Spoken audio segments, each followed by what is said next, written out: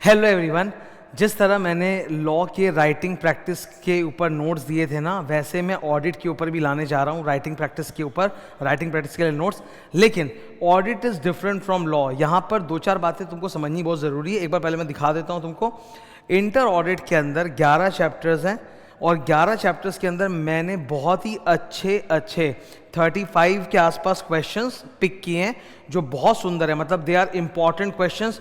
इन questions के बहाने तुमको ऑडिट सब्जेक्ट में किस तरह का क्वेश्चन आएगा वो भी पता चलेगा, लिखने की भी सुंदर प्रैक्टिस हो जाएगी without wasting any time, topical revision भी हो जाएगा, मतलब वो टॉपिक भी एक अच्छा सा रिवाइज हो जाएगा। तो बहुत ही सुंदर इंपॉर्टेंट क्वेश्चन आंसर्स हैं राइटिंग प्रैक्टिस के लिए 11 चैप्टर्स पे बेस करके। इनके आंसर्स मैं दिखा देता हूँ। आंसर मैंने ये लाइन कॉपी फॉर्मेट में अगेन बनाया है ताकि तुमको एकदम प्रैक्टिकल एक फीलिंग आए कि हाँ यार एग्जाम में हम लोग कैसे कैसे लिख के प्रैक्टिस करेंगे।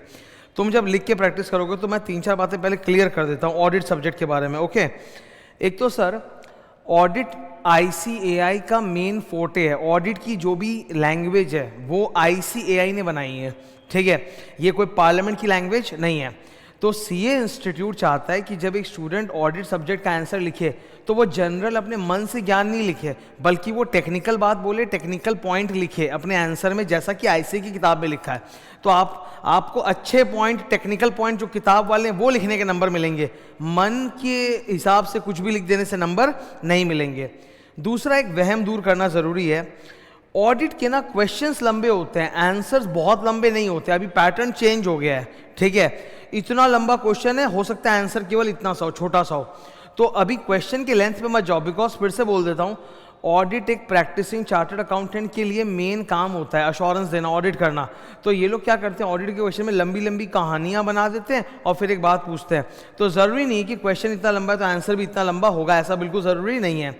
और तो और आजकल क्या हो गया है, क्योंकि आप तो जानते हो पेपर बहुत लंबा आने लग गया है, paper is very lengthy, audit का पेपर बहुत लेंदी आने लग गया है। और 30 मार्क MCQ है, वो भी केस सिनेरियो बेस्ड, और फिर 70 मार्क का ये है, क्या नाम है, डिस्क्रिप्टिव। अब 70 मार्क के डिस्क्रिप्टिव में उसको सारे चैप्टर से उनको क्वेश्चन पूछने हैं, स्टैंडर्ड्स के भी क्वेश्चन बनाने हैं। तो आजकल वो लोग 2 मार्क, 3 मार्क, 4 मार्क के क्वेश्चन देते हैं, लंबे लंबे क्वेश्चन नहीं आते, 2 मार्क 3 मार्क के आते हैं। तो कई स्टूडेंट्स हैं जो ये सोचेंगे कि सर ये आंसर तो बहुत छोटा लग रहा है हमें देख के। अरे आंसर, पहली बात तो ये आंसर ICAI का आंसर है, ये नहीं कि मैंने इसमें कुछ कतर ब्योफ किया है, ये ICAI का आंसर है, फर्स्ट पॉइंट। सेकंड, ये पैटर्न चेंज हो गया है। आप अगर पिछले 10-12 साल का स्कैनर उठा के आंसर्स देखोगे तो वहाँ लंबे लंबे आंसर्स मिलेंगे, वो नहीं करना है। 2023 में इन्होंने ऑडिट के आंसर्स का स्टाइल चेंज कर दिया है। तो अभी छोटे आंसर है पर टाइट है, क्रक्स है, एकदम सॉलिड टेक्निकल पॉइंट से भरे हुए आंसर है। तो लेंथ के ऊपर मत जाना, और क्वेश्चन भी छोटे छोटे मार्क के आते हैं, 2 मार्क 3 मार्क वैसे, ठीक है। नेक्स्ट, लिखने को जब तुम प्रैक्टिस करोगे तो कैसे करोगे, पहले आप आके क्वेश्चन पढ़ोगे, क्लूज मार्क करो, फिर सोचो कि हाँ यार कौन कौन सा टेक्निकल पॉइंट है जो मैं बोल सकता हूँ, क्या कोई स्टैंडर्ड और ऑडिटिंग का नाम ले सकते हैं क्या, तो वो ले लो। फिर आंसर को आके पढ़ो जो बनाया हुआ है अच्छे तरह से। ये आंसर एग्जैक्टली वैसे ही जैसा तुम एग्जाम में लिख के आओगे, लाइन कॉपी में पूरा ऐसे करके, पैराग्राफ बाय पैराग्राफ डिवाइड करके। आंसर को अच्छे से पढ़ो, कीवर्ड्स को ऑनलाइन करो। जैसे ये सब क्वेश्चन आंसर मैंने अपने क्वेश्चन बैंक में डाल के क्लास में पढ़ाया है, तो वहाँ पर तुम देखोगे सारा अंडरलाइन किया हुआ है, बोल्ड किया हुआ, फॉर्मेट किया हुआ है। लेकिन जब हम लोग एग्जाम में लिखेंगे तब तो हम बिना किसी फॉर्मेटिंग के लिखेंगे ना, इस तरह से लिखेंगे ना। तो ऐसे आंसर को पढ़ो, याद करो, फिर बंद करके हटा दो। Come back to the question, read the question and now try to write the answer। अब देखो कि तुम्हारा लिखा हुआ आंसर इंस्टीट्यूट के लिखे हुए सच आंसर से कितना ज़्यादा मैच करता है, ठीक है। तब तुमको एक अनुमान होगा कि यार तुम्हारे आंसर जो तुम लिख रहे हो वो अपने मन के लॉजिक से लिख रहे हो कि टेक्निकल पॉइंट लिख रहे हो। क्योंकि मन का लॉजिक लिखोगे तो नंबर उतने अच्छे नहीं आएंगे, टेक्निकल पॉइंट लिखना पड़ेगा, ओके। तो ये क्वेश्चन वाली फाइल तो अभी तैयार है, लेकिन आंसर्स की फाइल ना बनने में टाइम लगेगा। आज ही मैंने अपने टेलीग्राम पे लॉ वाला जो राइटिंग प्रैक्टिस मैंने डाला था ना 1 हफ्ते पहले, उसके कंप्लीट आंसर्स मैंने अपलोड कर दिए अपने टेलीग्राम पे, वो आपको मिल जाएंगे। तो शुरू में आंसर सेट 1 था और अभी आंसर सेट 2 अपलोड कर दिया, जिससे लॉ का पूरा क्वेश्चन भी और राइटिंग आंसर भी तुमको मैंने टेलीग्राम पे डाल के शेयर कर दिया है। तो ऑडिट में भी ना ये बन रहा है, इसमें टाइम लगेगा, ये अंडरलाइन वाला बनाने में बहुत मतलब मेहनत लगती है मेरी, तो इसमें थोड़ा सा टाइम लगेगा। ये रेडी होते ये भी मैं अपने टेलीग्राम में शेयर कर दूंगा, ठीक है। क्वेश्चंस भी और फिर आंसर कैसे कैसे लिखने का स्टाइल होता है ये भी पूरा तुम लोगों के साथ शेयर कर दूंगा। जैसे आंसर 1, फिर ये आंसर 2, ठीक है, फिर ये आंसर 3, इस तरह से रहेगा, मैं शेयर कर दूंगा टेलीग्राम पे। तो मैं चाहूँगा प्लीज़ लिख के प्रैक्टिस करो। अभी भी आपके हाथ में टाइम है, 1-1.5 महीने का समय है। इसमें तुम अगर तुम ग्रुप 2 का भी एग्ज़ाम दे रहे हो तो मेरा सजेशन है प्लीज़ कम से कम ऑडिट में, क्योंकि 35 तगड़े क्वेश्चन हैं, तो डेली एक एक क्वेश्चन भी भाई अगर लिख के प्रैक्टिस करोगे ना, हाथ खुलेगा, फ़र्क पड़ेगा एग्जाम हॉल में कि एग्जाम में तुमको लिखना आ रहा है, तुमसे लिखा जा रहा है, तुमको दिक्कत नहीं हो रही है। वन मोर थिंग, लॉ और ऑडिट के मैंने पूरे 100 मार्क के MCQ टेस्ट कंडक्ट किए थे लगातार 2 संडे। पिछले संडे लॉ हुआ था, इस संडे ऑडिट का टेस्ट हुआ था।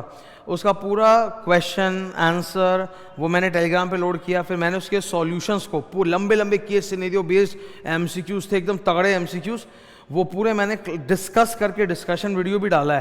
And I am telling you, वो MCQ का टेस्ट जो मैं कराया हूँ ना, एक एक टेस्ट लॉ ऑडिट का, एक टेस्ट मेरा 3 से 4 दिन खाता है, मिनिमम बता रहा हूँ 3 से 4 दिन, मौके पे 5 दिन मेरा कंज्यूम हो जाता है उसको बनाने में। क्योंकि सबसे पहले अच्छे अच्छे क्वेश्चंस पूरे लाओ, उसको सुंदर से अरेंज करो ताकि तुमको दे सको, फिर उसका आंसर शीट बनाओ, फिर उसके सॉल्यूशन का मेरा डिस्कशन वीडियो देखोगे तो तुम देखोगे कि मैंने घटिया से डिस्कस नहीं किया है, मैंने पूरा अच्छा से डिस्कस किया कि ये क्वेश्चन इस चैप्टर से, इस स्टैंडर्ड से, इस टॉपिक के, ये MCQ में देखो 4 ऑप्शन है, तो गलत वाले ऑप्शन गलत क्यों है, सही वाला ऑप्शन सही क्यों है, वो पूरा टाइम लगा के मैंने डिस्कशन किया है।